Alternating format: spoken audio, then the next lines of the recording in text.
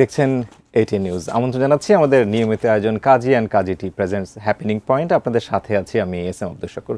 দর্শক, নিশ্চয়ই মনে আছে আপনাদের যে মার্কিন প্রেসিডেন্ট ইলেকশনের আগেই ট্রাম্প ঘোষণা দিয়েছিলেন যদি তিনি নির্বাচিত হন তবে 50%-এরও বেশি শুল্ক তিনি আরোপ করবেন বিশ্ব বাণিজ্যে। এবং তার ধারাবাহিকতা আমরা দেখেছিলাম যে বাংলাদেশের উপরেও 37% নতুন করে শুল্ক আরোপ করেছিলেন এবং বর্তমানে গড়ে যেটি 15% সেটি মিললে 52% হয়। অনেক নেগোসিয়েশন, অনেক আলোচনার পরে সেটা সম্প্রতি আমরা দেখেছি যে অতিরিক্ত ট্যারিফ 35%, আগের যেটি 15 ছিল, সব মিলে প্রায় 35% শুল্ক আমাদের উপরে আরোপিত হতে যাচ্ছে। আমরা কি সেই শুল্ক মেনে নিয়ে আমাদের বাণিজ্য টিকিয়ে রাখতে পারবো কিনা? আমরা কি এত বছরও বিকল্প কোনো বাজার সেভাবে তৈরি করতে পেরেছি কিনা, বা আমরা যদি আমাদের রেডিমেড গার্মেন্টসের বাইরে অন্যান্য জায়গাগুলোতে কি তৈরি করতে পেরেছি কিনা? আর এই যে ট্রাম্পের যে শুল্কের ঝড়, সেটি মোকাবেলা করার মতো যথেষ্ট প্রস্তুতি আমাদের আছে কিনা, এই নিয়ে সাজিয়েছি আমরা আমাদের আজকের আয়োজন ট্রাম্পের শুল্ক ঝড়, প্রস্তুত তো বাংলাদেশ। এই আয়োজনে আমাদের সঙ্গে একজন শিক্ষাবিদ রয়েছেন। আমরা আমন্ত্রণ জানাচ্ছি অধ্যাপক এ.কে.এম. ওয়ারসিল করিম, মাননীয় dean, school of business and economics, north south university. আমরা স্যারকে স্বাগত জানাই। স্যার, স্বাগত জানাচ্ছি আমাদের আজকের আয়োজনে। Thank you Shakur, thanks for inviting me. Sir, আমরা শুরুতেই বলছিলাম যে ট্রাম্প যে ধরনের শুল্ক আরোপ করেছে সারা পৃথিবীতে, শুধুমাত্র যে বাংলাদেশে তা কিন্তু নয়, কিন্তু আমরা যেহেতু আমাদের দেশ এই যে আমেরিকার বাজারে অনেকখানি রপ্তানি করে থাকি, আমাদের মোটা দাগে 20% বা তার চেয়ে বেশি আমরা সেই বাজারে রপ্তানি করে থাকি, এই ধরনের শুল্ক আমাদের সেই বাজারকে খানিকটা হলেও কমিয়ে আনবে, নাকি এটা আমরা কিভাবে মোকাবেলা করব? শুরুতেই যদি বলি যে এই ঝড় আমরা আসলে কিভাবে মোকাবেলা করব? Thank you Shakur, it's a very timely issue. কারণ আজকে বাংলাদেশে 10 পয়েন্ট আমাদের total export more than $10 billion to the US, এবং আমাদের ওভারঅল কান্ট্রিজ এক্সপোর্ট হচ্ছে $45 billion। সো আপনি যে বলেছেন 20%, দ্যাটস ক্লোজ টু 20%। এখন tariff is definitely it's a barrier.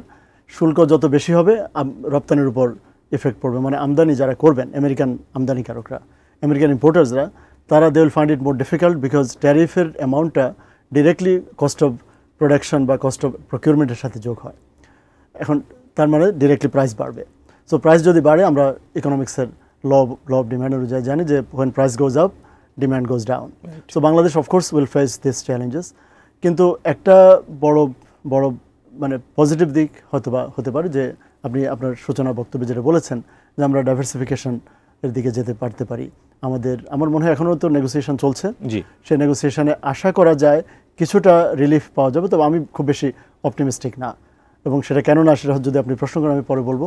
But আপাতত এটুকু বলতে পারি যে ট্রাম্প ট্যারিফের কারণে বাংলাদেশের এক্সপোর্ট, এবং শুধু এক্সপোর্ট না, কিন্তু এক্সপোর্টের সাথে আপনি চিন্তা করে দেখুন কতটা গার্মেন্টস ফ্যাক্টরি ইনভলভ। আমি যে সংখ্যাটা, এবং সাম্প্রতিক সময় আমরা ব্যবসায়ীদের স্যার এরকম একটা আলোচনা দেখেছি যে 6 মাসের মধ্যে অনেক গার্মেন্টস বন্ধ হয়ে যাবে, এমন একটা তথ্য তারা দেওয়ার চেষ্টা করছে। দেখুন আমাদের এই মুহূর্তে টোটাল 4500 গার্মেন্টস ফ্যাক্টরিজ আছে। এর মধ্যে 2200টা হচ্ছে কমপ্লায়েন্ট, এর মধ্যে 200টা হচ্ছে গ্রিন সার্টিফাইড। তার মানে ওগুলো ওয়ার্ল্ডের বেস্ট পসিবল স্ট্যান্ডার্ডস তারা মেনটেন করছে। সো এই যে বাকি 2200 ছাড়াও যেগুলো নন কমপ্লায়েন্ট, সেগুলোর পক্ষে এই এক্সট্রা ট্যারিফ দিয়ে স্টিল কম্পিটিটিভ প্রাইসে, মানে ইস্যুটা যেটা হচ্ছে যে আমরা তো একা এক্সপোর্ট করছি না, আমাদের মনোপলি নেই সেখানে। আমরা we have to compete with countries like Vietnam, specially China. So China, Vietnam, Bangladesh, যদি এই তিনটাও বড় এক্সপোর্টার ধরেন আপনি, এর মধ্যে বাংলাদেশ যদি বেশি দাম চার্জ করে, কেন একজন বায়ার কিনবে? কারণ সেম বায়ার্সরা তারা কিন্তু অন্য মার্কেটগুলোতেও তারা ঘুরছে এবং অন্য মার্কেটগুলোর ইনফরমেশন তাদের আছে। তো আমরা সেখানে ডেফিনেটলি আমাদের স্মলার, এবং ওই ঝড়ে যেমনি হয় যে বড় শক্ত গাছগুলো হয়তো টিকে যায়, কিন্তু উইক যেগুলো বা জরাজীর্ণ বা বৃদ্ধ উইক, সেগুলো আগে ঝরে পড়বে। সো হ্যাঁ, ডেফিনেটলি কয়েকশো কেন শত গার্মেন্টস ফ্যাক্টরি বন্ধ হতে পারে। আপনি ঝড়ে মানে বড়রা টিকে থাকবে, ছোটরা হারিয়ে যাবে যদি বলি, আমরা তো এক্সপোর্টার হিসেবে আরএনজি সেক্টরে আমরা বড়ই বলতে পারি। আমরা বড় দেশ হিসেবে বড়, কিন্তু ভলিউমে আমরা ক্লোজ টু ভিয়েতনাম, কিন্তু চায়নার কিন্তু এর চেয়ে অনেক মানে বিগ মার্জিনে চায়না বড়। আমাদের যেটা বলছিলাম যে আমাদের মানে আমরা মাঝে সেকেন্ড, এখন কিন্তু আমরা সেকেন্ড না, রাইট নাও আমরা কিন্তু ভিয়েতনামের চেয়ে কম এক্সপোর্ট করি।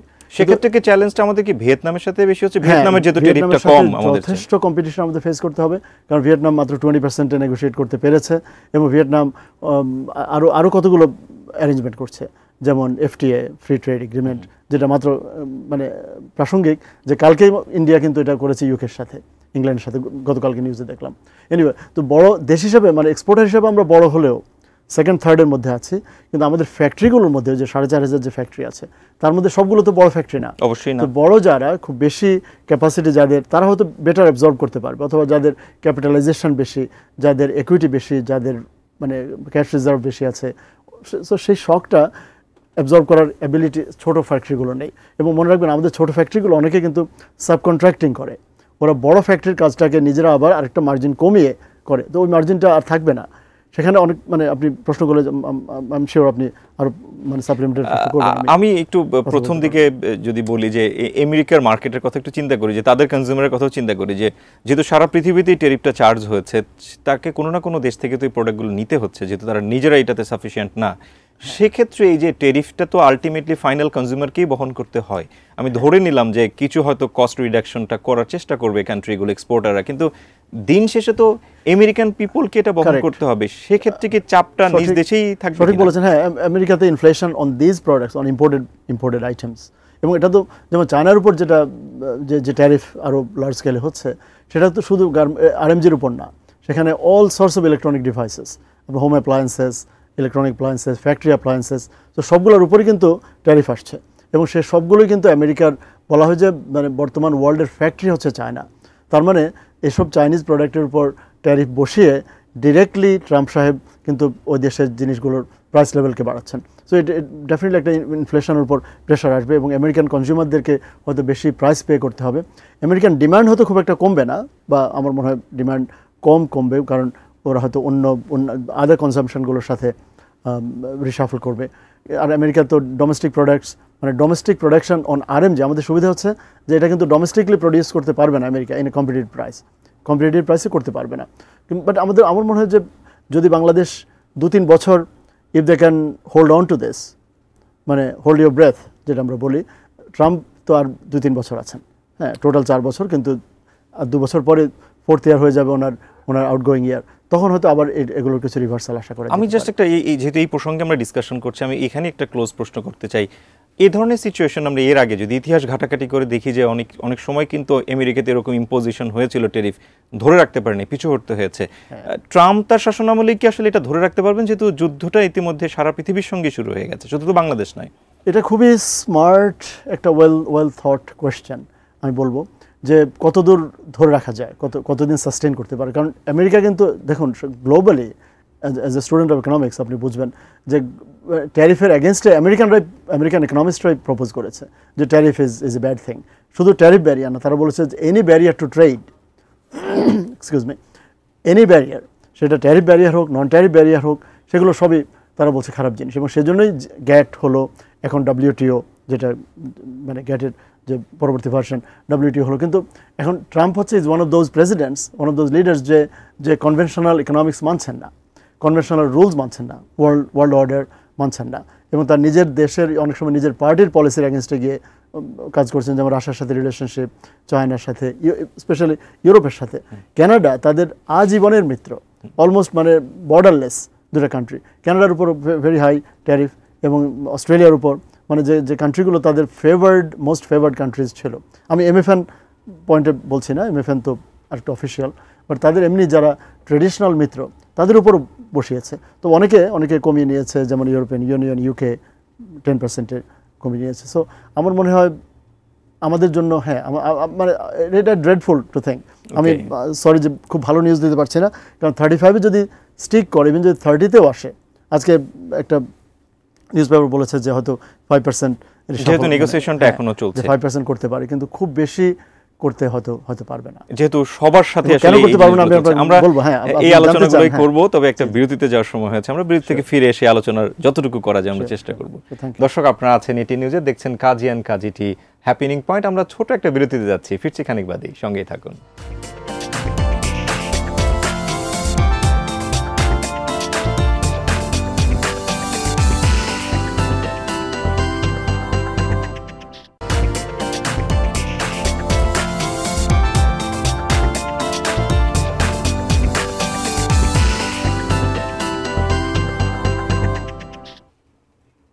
বিরতির পর আরও একবার স্বাগত জানাচ্ছি কাজী অ্যান্ড কাজী টি হ্যাপেনিং পয়েন্টে।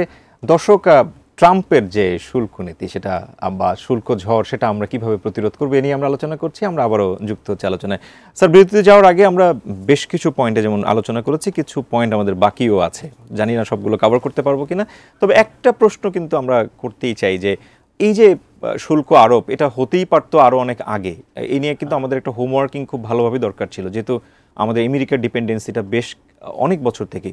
আমরা কি আরএমজির বাইরে অন্য অন্য জায়গাগুলোকে আমাদের এক্সপোর্ট বাড়ানো বা সেগুলো নিয়ে কাজ করার আগে থেকে দরকার ছিল না? Thank you Shakur. Partly correct আপনি। যেমন ধরুন মানে শুল্ক যে বাড়তোই এমনটা আমেরিকান একটা ট্রেড পলিসিতে এটা প্রেডিক্ট করা যাচ্ছিল না খুব একটা। কারণ ট্রাম্প যে ইউজুয়ালি আমেরিকা বললাম না in favour of trade liberalisation, America, European Union, মানে মডার্ন ক্যাপিটালিস্ট ওয়ার্ল্ড, যে আমরা যেটা বলি যে মানে ফাইন্যান্সিয়ালি লিবারাল পলিসিস তারা ফলো করে। সো বাট ট্রাম্প কিন্তু অনেক দিন ধরেই, গতবারও সে চাচ্ছিল তার যে তুমি আমেরিকাতে চলে আসো, ম্যাজডা সহ অনেকগুলো কার কোম্পানিকে সে আমেরিকাতে নিয়ে আসছে। এবং মনে রাখবেন যে আমেরিকার অনেক স্টেটে কিন্তু কোনো ট্যাক্সই নেই। যেমন টেক্সাস বলেছে আমাদের এখানে কোনো সেলস ট্যাক্স নেই। তো টেক্সাস কিন্তু অবারিত বিশাল একটা মানে স্টেট, সেখান থেকে তারা যত ল্যান্ড আপনি চান very at peanut prices, sometimes free. এবং সেখানে টাউনগুলো আবার কম্পিট করে, মানে টাউনস লাইক মোর একটা স্টেটের পর মানে স্টেটের যে স্মলার সাব ডিভিশনস, তারা একে অপরের সাথে কম্পিট করে টু অ্যাট্রাক্ট ইনভেস্টমেন্ট। যে আমার এখানে ফ্যাক্টরি করলে আমি তোমাকে এই সুবিধা দেবো, ও বলে আমি এই সুবিধা দেবো। এখন আমরা সেদিকে করতে পারিনি। সো ট্রাম্পের এটা যে খুব একটা প্রেডিক্টেবল ছিল তা আমি বলবো না, বাট যখন সে করে ফেললো বা করতে যাচ্ছিল, এটা আমাদের জানার কথা। কিন্তু এত বেশি বাংলাদেশের জন্য এটা ওয়াজ এ শক যে 37% করবে। কারণ বেসড অন আপনি যে আগে বলেছেন যে 15% যদি আরও যোগ করি, so it's gonna be more than 51%। Very মানে ওই যে বললাম ড্রেডফুল বাংলাদেশের জন্য। হ্যাঁ, কিছু অফকোর্স করা যেত এবং এখনও কিছু করা যায়, যে আমরা কেন এত বেশি ডিপেন্ড করব।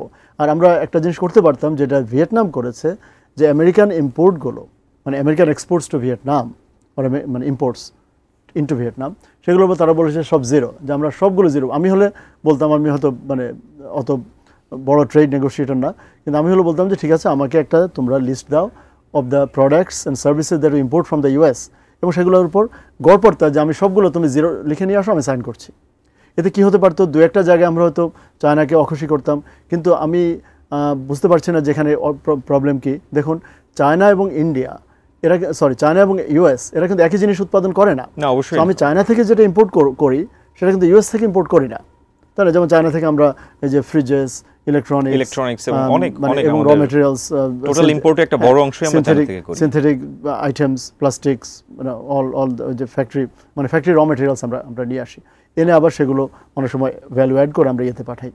সো আমি এতে চায়না অখুশি হওয়ার কিছু ছিল না, যে আমি আমেরিকাতে যে জিনিসগুলো আনি তোমার থেকে তো আনছি না সেগুলো। আবার যেসব জিনিস আমরা আমেরিকাতে এক্সপোর্ট করি, একই জিনিস কিন্তু আমরা চায়না এক্সপোর্ট করি না, যেমন ফার্মাসিউটিক্যালস অ্যান্ড আদার্স। সো আমরা যদি টোটালি মানে এখানে অ্যাগ্রেশন আমি যেটা বলি, যে এক্সট্রিম মেজার্স নেওয়া দরকার ছিল, because it's an extreme situation.